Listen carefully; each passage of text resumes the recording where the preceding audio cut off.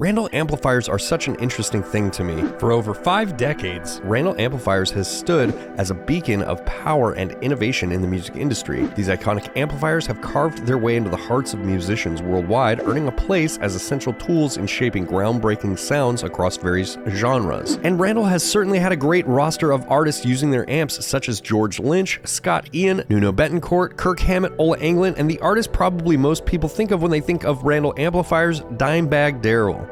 Now, to add to this legacy, Mike Fortin, a renowned amplifier designer and musician, joined the Randall team in 2011 as the chief design engineer. Prior to this collaboration, Fortin had already earned acclaim for his exceptional amplifier designs, which had gained a loyal following among musicians seeking cutting-edge tones and unmatched sonic versatility. With Fortin at the helm of Randall's engineering team, the brand underwent a sonic renaissance. He brought his innovative designs and extensive knowledge of tube amplification to the table, and at NAMM in 2013, Randall released several new amplifiers designed with Mike Fortin in his new position. On January 1st, 2016, Mike Fortin announced his departure from Randall Amplifiers, stating that his contract had ended and he would not be renewing it.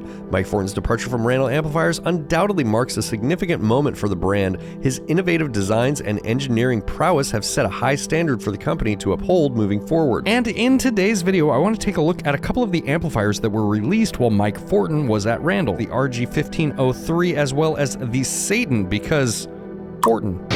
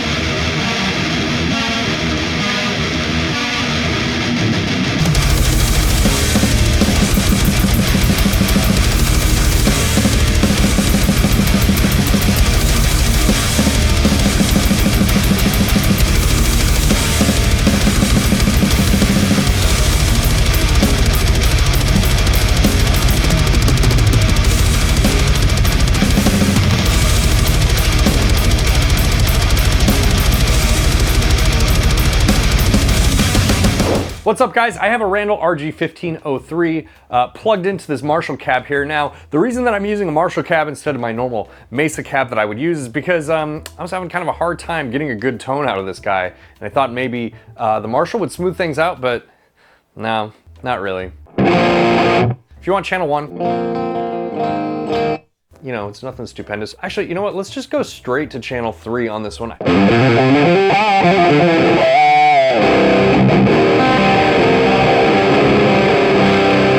Everything's at noon here, and you really gotta like crank the presence up to get it to not be muddy.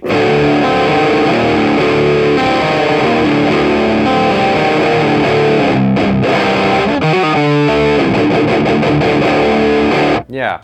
I don't know, let's dial it in here a little bit. I find the only way to even get it remotely smooth in the top end, because there's this really like nasty breakup, almost like the gain staging in this is a fuzz pedal or something.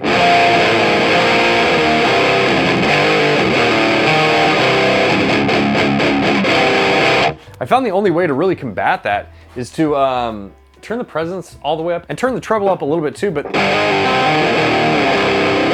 then we're left with a very, very thin tone. And I find that the more bass you add,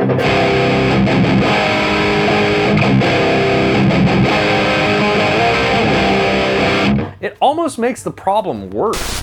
Hey, what's up, everybody? I'm back with this Randall RG1503. I was editing this video and I had posted about these amplifiers on Instagram, and I got a lot of interesting feedback, and it made me feel like I didn't really give this amplifier a shot in the video. I had, enough people tell me that they really like this amplifier. I also had a lot of people tell me they really hate this amplifier, but I thought justice for the RG 1503. So let's turn it on here. This time I have a boost in front of it, the 𝗦𝗘𝗖𝗍𝗪, since I was having an issue with the low end. We're going into the 𝗦𝗑𝗫 4x12 cabinet this time, the cabinet that I like better, and we're miking it up with an SM57 just to be as like transparent as possible, no post-processing, as per usual. Okay, no one cares about the green channel. Let's go to the red channel. Right away, this is actually better. I should have just done it with this cabinet originally.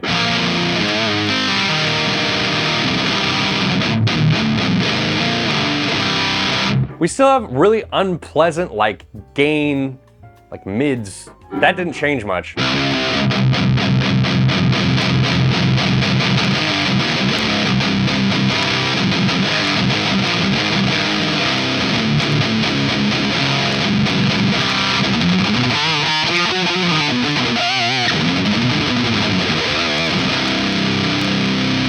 Almost forgot, I'm playing my Deviant Guitars Grimoire. This has EMG X's in it. A little bit different than the normal EMGs. A little bit more open, a little bit more clear sounding, less compressed. I feel like that's helping us out here a little bit. Now this amp does share a tone stack between all the different channels here, so it's fine. Let's just start dialing it and see if we can get something out of it.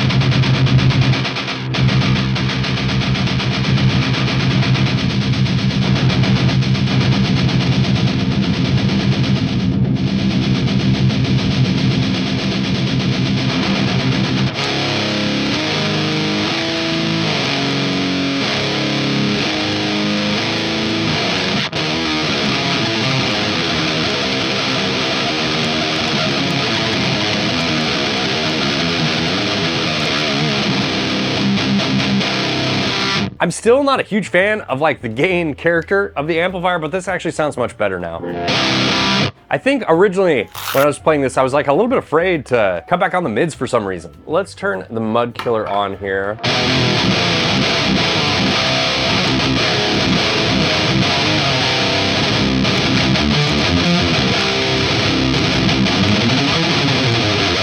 I get it. I get why people like it. Tight, percussive, very aggressive. I'm just not a huge fan of the gain. The gain is very like I said, it's almost like a fuzz pedal, like very HM2-esque.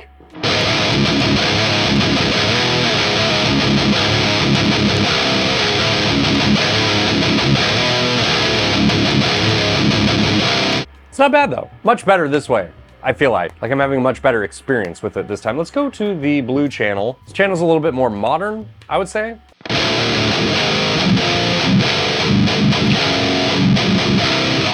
Let's turn the 𝗦𝗘𝗖𝗍𝗪 off.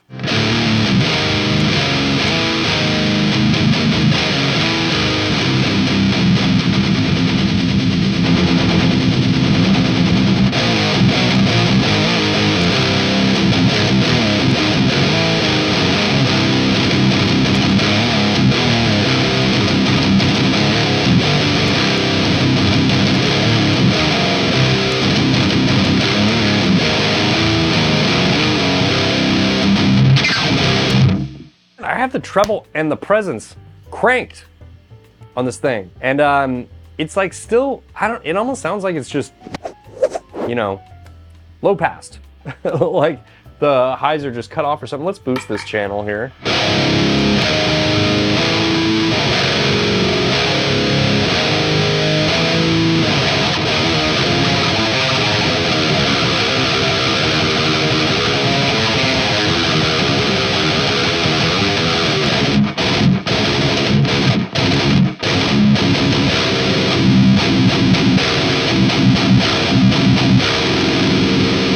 Actually, I really like this.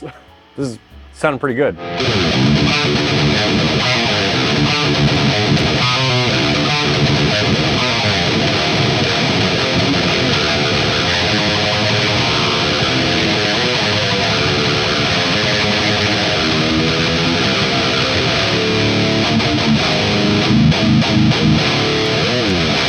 Okay, so you guys in the comments were right.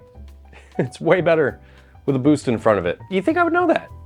I mean, that's what I like doing. I like boosting amplifiers. I like adding boost to amplifiers mostly to kind of like complicate the gain structure, if that makes sense, like the texture of the gain. This one works really well with the Randall. It's almost like, you know, it's the mud killer. It's there to like help kill the mud. And you know, without it, this amp is very like woofy.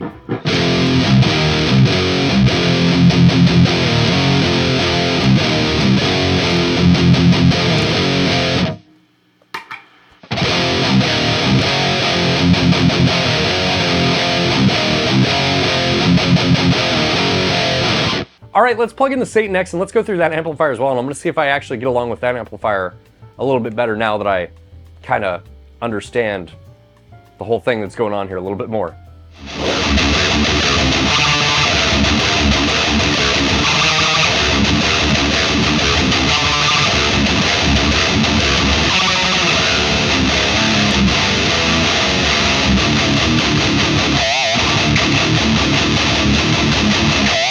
Okay, I'm plugged in to my Randall Satan 120 here. Now this amp has 2 channels and a built-in boost called the kill switch, which is not a kill switch. It doesn't mute everything, but you know, it makes things like kill.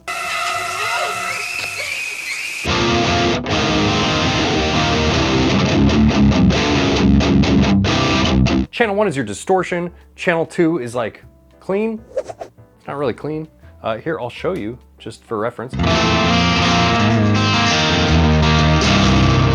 It's with the gain all the way up. We have a mid shift over here. We have some interesting features. These features kind of remind me of the features you'd find on like a Bogner or something like that. Like a pushed mid sound.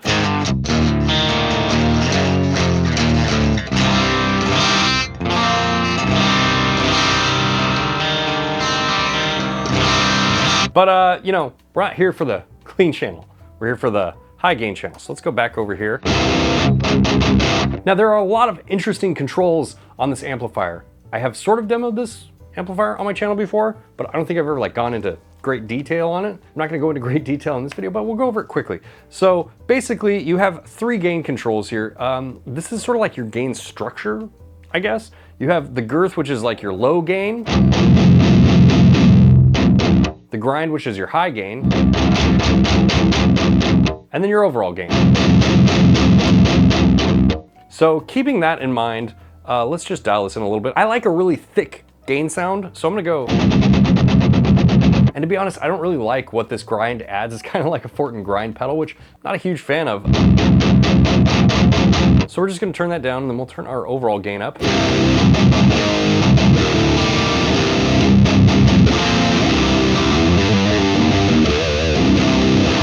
We're not out of the woods yet. Let's dial in the tone stack.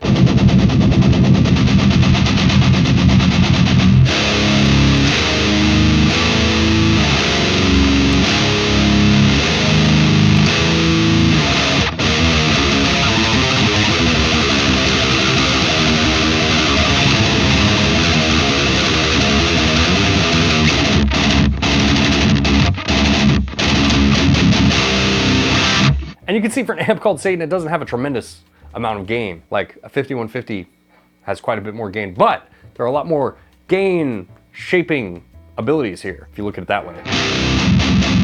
And let's go over here to the presence and depth.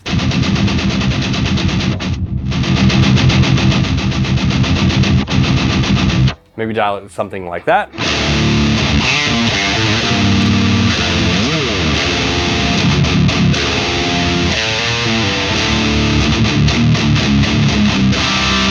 More. We have a sweep knob here.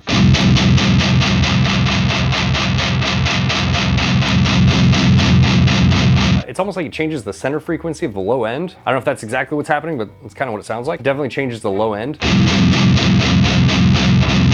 I like it about there. Almost all the way up, but not quite.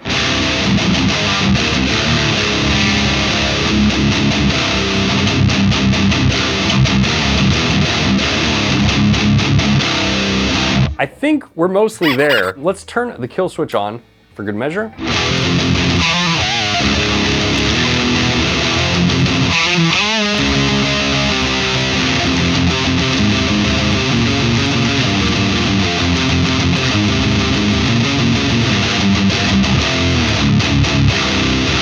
Okay, not a huge fan of what the kill switch adds to this amplifier, but I wanted to demonstrate it because it definitely is a feature that adds gain. I have this mud killer plugged in that we used on the other amp. Let's use this and see if we can get some more gain that way.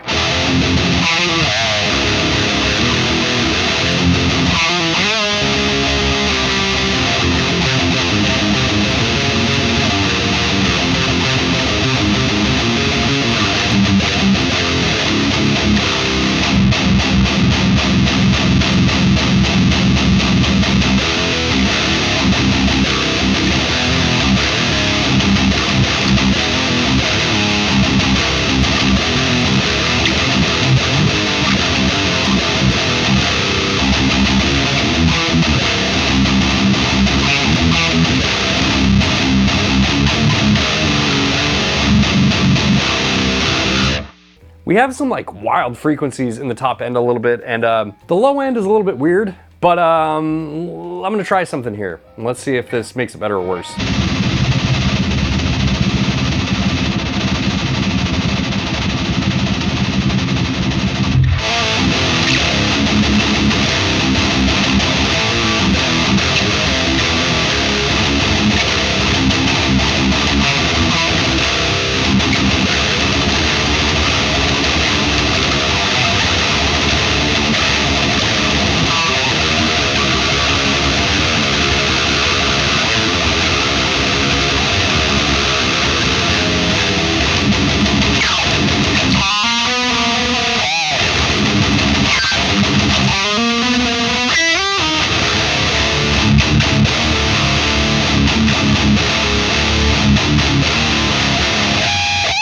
You know, I would say with both these amplifiers, I definitely like the Satan a lot more. Clearly, it has a lot more features and options and things you can do with it, things you can really use to sculpt your tone in a really like more inspiring and meaningful way. But I would say that the similarities between the two, I'm not a huge fan of the gain structure. I think that if you like that sort of thing, you know, these Randalls are right up your alley.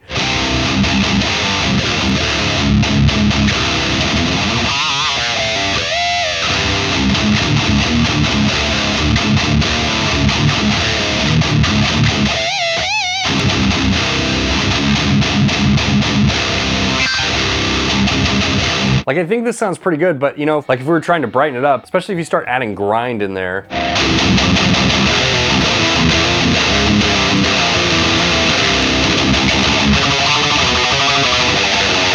Does sound cool for single note stuff.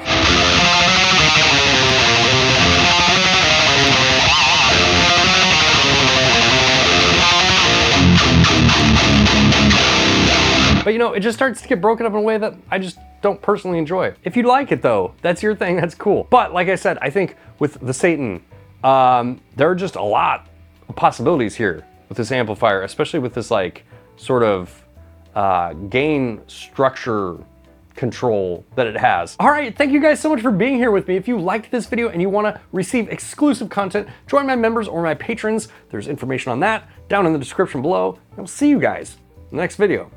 Bye. Draw my pick.